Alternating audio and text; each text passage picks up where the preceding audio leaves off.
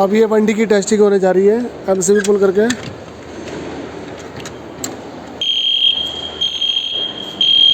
ये hooter on हो चुके हैं आपके, और ये पंखे चल गए, फैन सारे ऊपर के।